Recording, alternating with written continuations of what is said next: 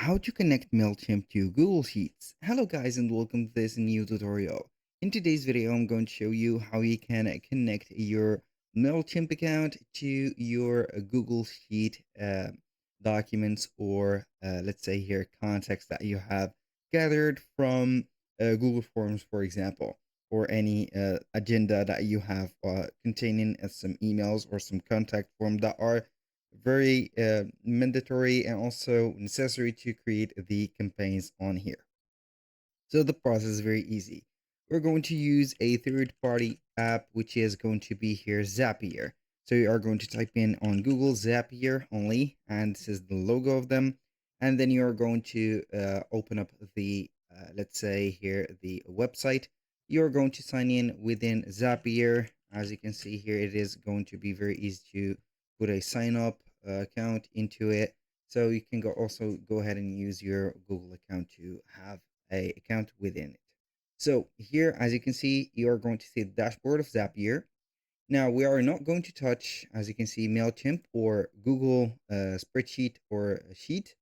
We're going only to create a Zap, automated workflows. Here we are going to see Zaps. I'm going to click on Zap, and then you're going to either use the help of the Copilot or set up a trigger and an action. If you are not familiar with creating some triggers and actions, I highly recommend for you to use the Copilot of Zapier, so it will understand right there what are you going to use this for. For example, what kind of Zap that you are going to create. For example, connect. Let's say here Mailchimp to Zapier. So you are going basically here, not Zapier, uh, to let's say Google Sheet, just like that. So you are going basically here to give them the command, and it is going to put some suggestions for you that are based on Zapier. So you are going to see the different connection that you can get. So basically, you are going to have here, for example, a new subscriber on Mailchimp. That is going to be the trigger, and also you are going to create a spreadsheet row.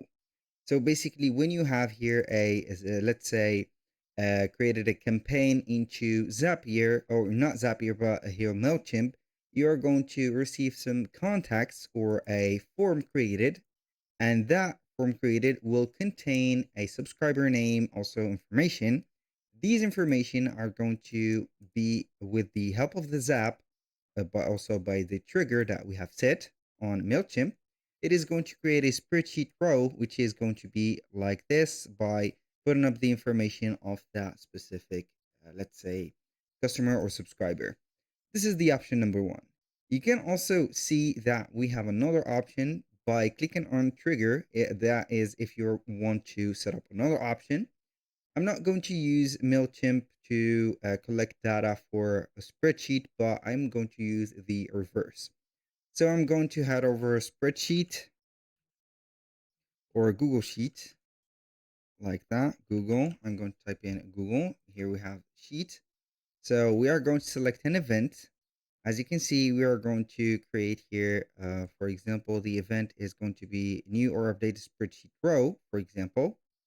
I'm going to click on here.